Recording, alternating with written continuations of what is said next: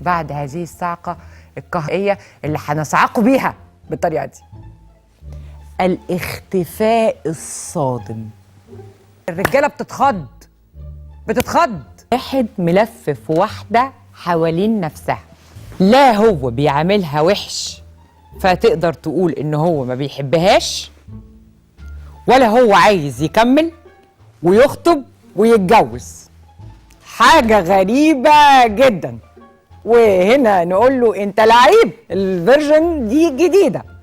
هو بيعملها حلوة قوي، بيهتم بيها قوي، هدايا قوي، كل حاجة تكتبيها وتقولي بعديها قوي، لكن قال لها الحقيقة ان انا مش جاهز للجواز ولا الخطوبة.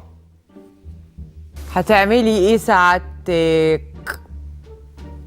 انا اقول لك تعملي ايه سعادتك. الاختفاء الصادم. بالبلدي تسحبي من تحت رجله السجادة. اسحب من تحت رجله السجادة، اختفي.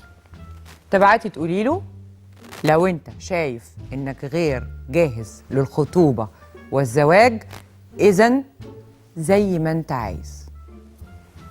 انت اخترت طريقك وانا اخترت طريقي، وسلام عليكم. واختفاء تام. بيتصل، لو فكر يتصل ما بنردش.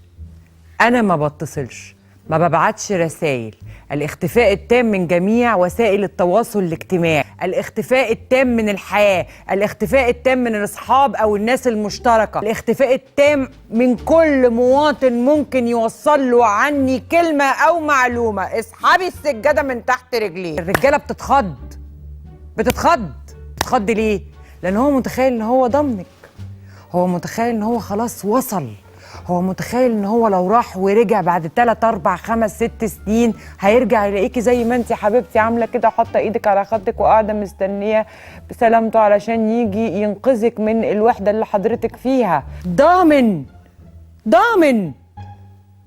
فانت بقى بتعملي ايه؟ بتديله صعقه كهربائيه. اللي انت افتكرت اللي انت وصلت ليه ده وهم سراب. لا يا بابا، انت لا وصلت ولا ضمنت ولا انا قاعده ولا فارق لي، وطالما انت مش مرسيني على حاجه ومش عايز تخطبني وتتجوزني، باي باي. الصعقه الكهربائيه هيلف حوالين نفسه. ايه ده؟ دي مشيت. ايه ده؟ دي مشيت. ده انا جيت امسك المضرب بينج ما ضربش بونج. الله، فين الكوره؟ الرجاله لما بتوصل الاول مراحل تطور العلاقه او طبيعي الحاجه الساعه، هاي بيبي وصلتي فين؟ بتاكلي ايه؟ ماسكه القلم؟ يا بخت القلم.